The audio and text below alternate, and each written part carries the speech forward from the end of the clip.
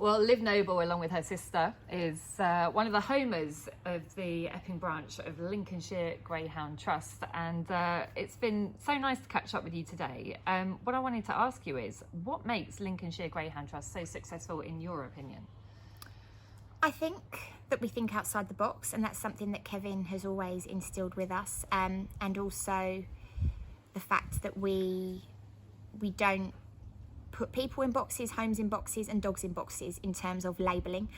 We take every individual home on its merit, and we speak to the people individually, and we feel that we assess each home on the actual people as opposed to the setup and the home, a bit like I touched on a little bit earlier regarding the types of home setups that we home to.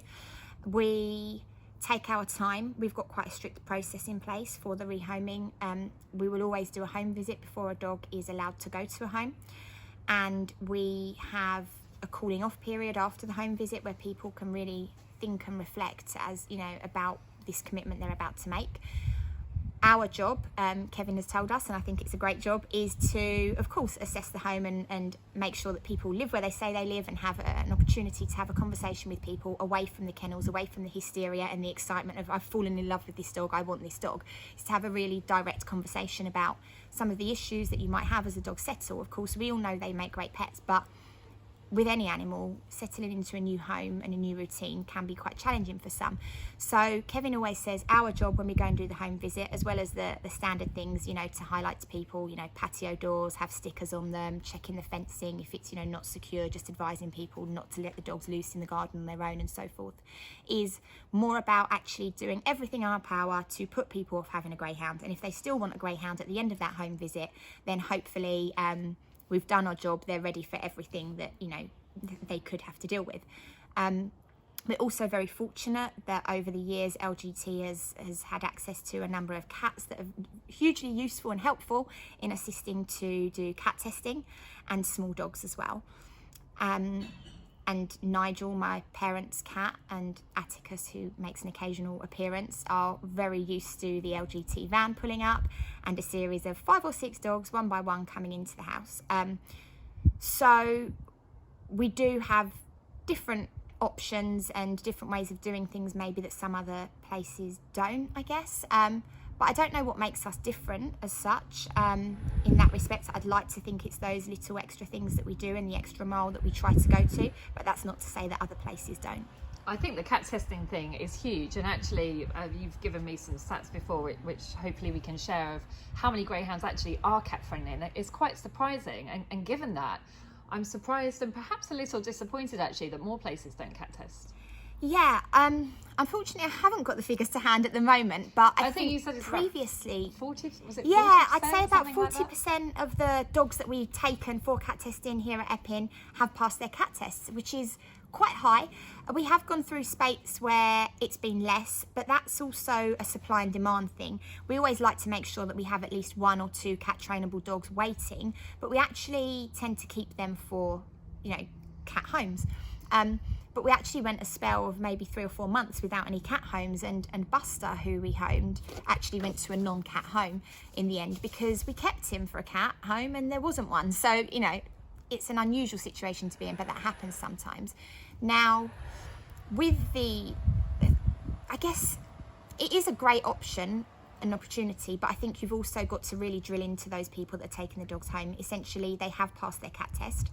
They're not a ready-made dog that's able to live straight off with cats, but that's not just a greyhound thing. That's any dog and any new pets that you're introducing.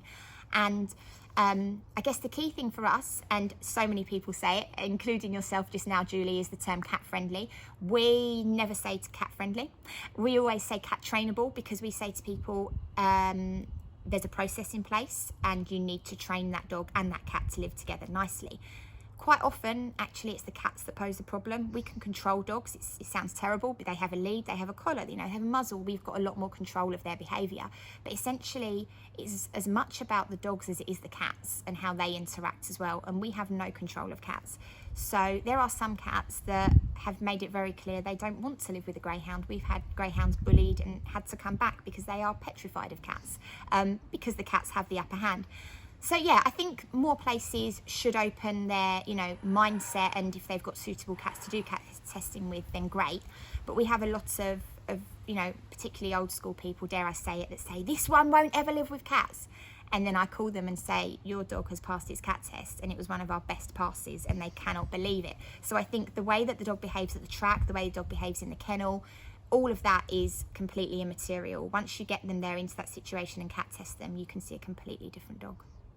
I'd be really nervous if I was doing that, and it takes a brave cat as well. What are the signs you're looking for? How do you know if a greyhound is cat trained? I guess the first thing is they're going to be curious. They're sight hounds. They will prick their ears, some of them, when they walk in. What we look for is a dog that either distracts itself, so it will have a look at the cat and then look away because it's, I've seen you, you're not that interesting. We then encourage the cat to move around a bit more. Sometimes he does that of his own accord. He's quite brave and will come straight up to the dog sometimes. Sometimes a bit sooner than we're ready for him to do so. But of course, it's in a controlled environment. So we look for dogs that are not absolutely fixated on the cat. If we feel that they are fixated on the cat, then the first thing we do is we turn around to leave. And straight away, it's quite clear to us those that are complete fails, because they'll be spinning, trying to get back, and will be so fixated. You can see their heart's racing at 100 miles an hour, their eyes are bulging, and they just want to get that cat. So we make a swift exit because it's a controlled environment, but it's not an environment where you want to hang around if things aren't going to plan.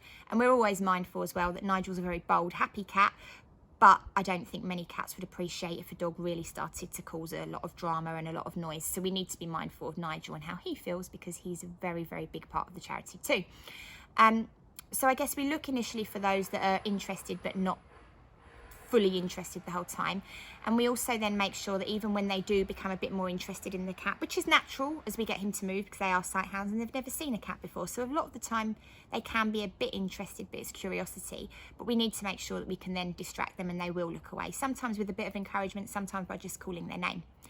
If we're then happy with that, we do always allow them, again in a controlled manner, to face-to-face meet and sniff Nigel, because again, curiosity can cause a bit of an issue if you then don't let them sniff because they want to get near the cat, and then it becomes more of a focal point.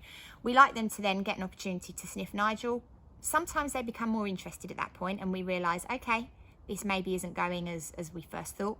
Other times I'll give them a sniff and think, what, bored now?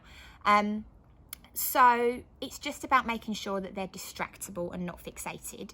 And in most instances, you can work with that. We have, on occasions had some dogs that we feel could live in a home with a cat, but actually because of the nature of that dog, because they're a boisterous, playful, noisy dog, knowing how particular cats can be, we sometimes make the decision not to home them into a home with cats unless it's cats that have lived with bouncy dogs before, because not many cats will appreciate a whirlwind of a dog sharing a home with them. So I'd say there are probably still a number that could live with cats that we just opt not to, just because it would be easier. But it's a lot about the home as well. Okay, the dogs might pass, but it's down to the new owners to be responsible and ensure that that process is overseen properly. We should say as well, and I think your pet greyhound, or one of the two of them, Elsa, sneaks into the background a little bit here. You use them as well for, teaching the dogs how to be dogs, and you also have a non-greyhound dog as well. Yeah, so Millie and Elsa are really good adverts for how to behave in a home. So quite often we'll bring some dogs that maybe are a little bit more challenging, have taken a bit of time. We sometimes think it's good to give them some exposure of life in a home. Millie and Elsa are very, very welcoming, and they straight away put dogs at ease. They're just like, yeah, this is fine. We can do whatever we like and it's fine. And dogs take a lot of reassurance from them. So they're really great to have about. They welcome every dog with open arms. And apart from the puppies that maybe are a bit too boisterous, where Elsa will put them in their place and say, no, that's a bit too much in this house, they're fabulous. Roxy came along toward the end of last year. She's quite small for her breed. She's a German Shepherd cross, Belgian Malinois, who thinks she is a greyhound. We just call her a long-haired furry fawn greyhound, or brindle. She thinks she's a greyhound, but she's great because she's a medium-sized dog, and will approach the greyhounds with caution but politely. We use her for introducing the greyhounds to a non-greyhound sized dog, but secondly we use her for introducing them to recognising that not all dogs you meet will be on the lead. So Roxy's very good at sort of picking her way around, coming to say hello and backing off when it's suitable. And then as a further step, we also have a little Pouchon who's about this big, a little white fluffy dog. My auntie's dog, Ella, who helps us with a lot of small dog testing too. So we've got Nigel, who is the smallest and most, different. Ella, who's a really small fluffy. And then we've got Roxy, who's somewhere in between. So I think they are really valuable members of the team as well that sometimes don't get enough airtime. I sit here listening to you and all this knowledge and the effort that you put into making sure every greyhound gets a home, and it's quite incredible. And I personally feel like the racing industry doesn't necessarily appreciate the amount of effort going on at homing centres across the country by people who are volunteers like yourself. So much effort. If we couldn't home these dogs, then there would be no racing. It's as simple as that in today's day and age. It's a huge effort by so many people, and I guess I just want to make the point to say thank you to everybody out there doing what you're doing. I do agree, actually.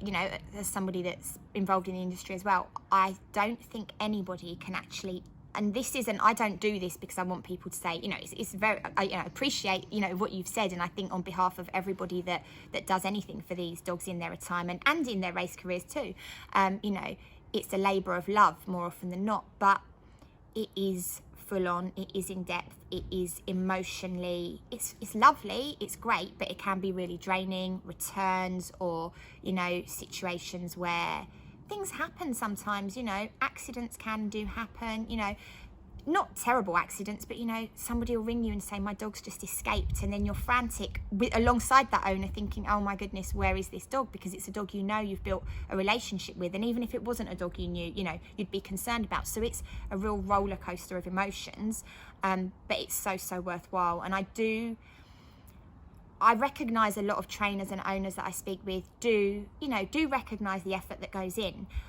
But I do sometimes say, and this isn't blowing my own trumpet or anybody else's that work in the rehoming, spend a day trying to field A, the calls that are just ridiculous and not a home, B,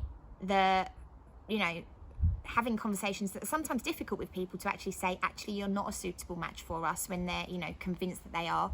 Having to deal with conversations where people's circumstances have changed and they have to return their dogs and they're absolutely beside themselves. Again, these are all things that no one can prepare you for. Speaking to owners who have lost their pets and that that there's nothing that you could do to help them, and they've come to that point, and sharing that grief with them as well.